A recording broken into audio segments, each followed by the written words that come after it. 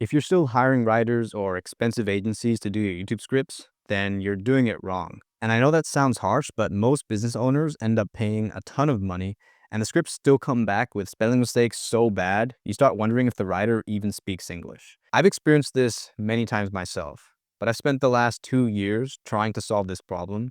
And now I'm able to get my scripts written for me where some get hundreds of thousands of views like this video right here. And half the time, I don't even check them before recording. So here's how you can do the same without spending your entire weekend making revisions in a Google Doc and hating your life. Now, most business owners fail at outsourcing their YouTube scripts, but it's not for the reason they think. So you know that feeling when you hire a writer and the script comes back like it was copy and pasted straight from ChatGPT? Well, there's a sneaky reason behind that and almost nobody talks about it. Let me show you what I mean. So imagine there's a vending machine. You put in a clean $1 coin and you get back a drink. But later, you put in a broken coin and nothing happens. Most business owners default to kicking the machine, but the machine isn't the problem.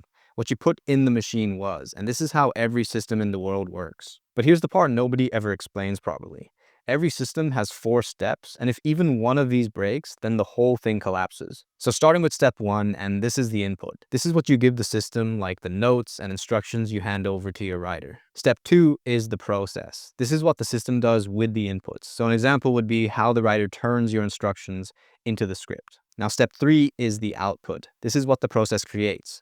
So in our example, it's the actual script you get at the end. And step 4 is the result. This is what the output actually does for you. So this would be your script getting you more views or more sales. But to quickly review the 4 steps, we have the input, we have the process, we have the output, and the result. Now in a bit, you'll understand why this idea is so important, because it's how I was able to go from slaving away on every script myself to automating the script writing process on my YouTube channels and still getting watch times like this. 5-minute average view duration and 57% watch percentage, 81% of viewers still watching after the 30-second mark, and I didn't even touch the script myself. Now, if you're a business owner, this is probably what happened when you tried to hire a YouTube script writer. You hop on Upwork, you find a writer, give them a video title and say, cool, write me a script. But that's like putting a broken coin into a vending machine and then getting angry when nothing comes out. Even if your writer is amazing, they can't magically read your mind and write the perfect script that attracts your ideal clients because they rely on the inputs that you give them. And this is exactly why the first thing I work on with my clients is building their inputs correctly. But what even are these inputs? Well, inputs are things like your writing guides, information on your audience avatar, the main frameworks that you teach, the AI prompts that you use, templates that you use to write the scripts, and even your best examples. These are basically everything that you provide someone to teach them how to write exactly like you. But when you don't provide these to your writer, then they're most likely getting their research from ChatGPT, and this is why so many outsourced scripts feel generic, because it's just the same 10 default ChatGPT tips that you see in every copy and paste YouTube video. But if you want help building your own YouTube script engine for your business so you can get scripts that not only get views but turn viewers into sales, then click the link in the description to apply to work with me one-on-one so you never have to touch a Google Doc again. Now, since I'll be working with you directly, I can only take on a few people at a time, so spots are limited. Once again, the link is in the description. So now you know how systems work and why the inputs are so important, but how do you make sure your inputs are actually good? Well, if I was to give you one tip that would make the biggest difference to your scripts, it would be this. So most business owners think viewers click away because their content isn't good enough, but it's almost never the real problem. Let me show you what I mean. So imagine the next day, you're about to watch a replay of a football match. You sit down, ready to enjoy it, but right before you hit play, someone spoils the score. So now you already know how it ends. So instead of watching the full game, you skip the entire game and just check out the highlights. And your YouTube scripts work the same way. You see this dip right here? Well, if the viewer already knows exactly where the video is going, then their brain checks out immediately. But then you have bits like this that lay flat or bits that spike up.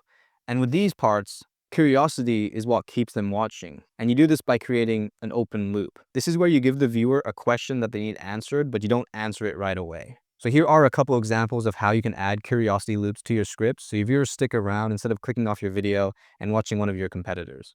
So to start with our original line, we have, here are 3 tips to improve your watch time. But now let's add a bit more curiosity to it. So we have, there's one simple reason your watch time keeps dying in the first 10 seconds, and it's not what you think. With the second hook, now the viewer has a question that they need answered. But to show another example, here's the original line. Let me show you how to write better hooks. Now it's straight to the point, but it's too predictable. So for our curiosity version, you might say something like this. Most people write hooks in a way that actually kills their attention.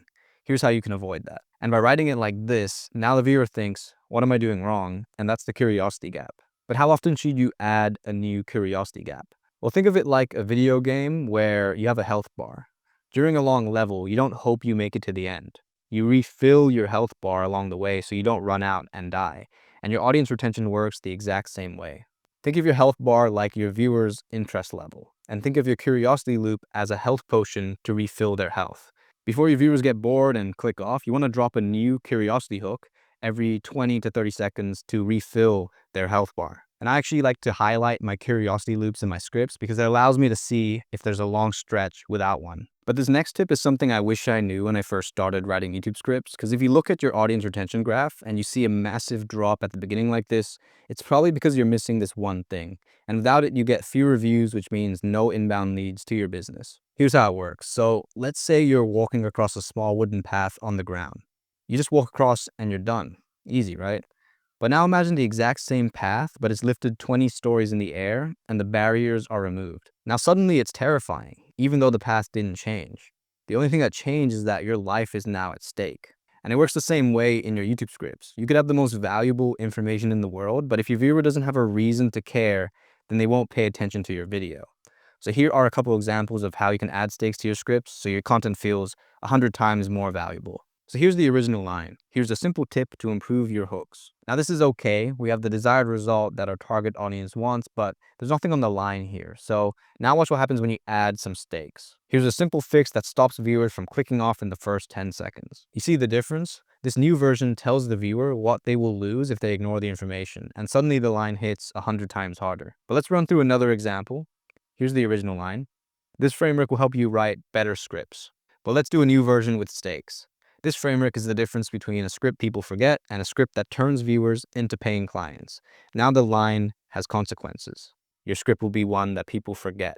But where exactly should you add stakes to your YouTube scripts? Well, there's not really a rule. I put them in my introductions, I put them in the hooks before the main body sections, in my CTAs, in my stories. You can pretty much put it anywhere in the script. You just want to think of stakes as an ingredient that you sprinkle in whenever you see an opportunity to. Now, even if you have a super well-run YouTube script system, if you're running out of unique ideas, then you can't even make videos to begin with. So if that's you, watch this video next. It will help you come up with new ideas so you actually stand out in your niche. That way you become a real authority instead of blending in with everyone else. I'll put it up on the screen for you to watch next.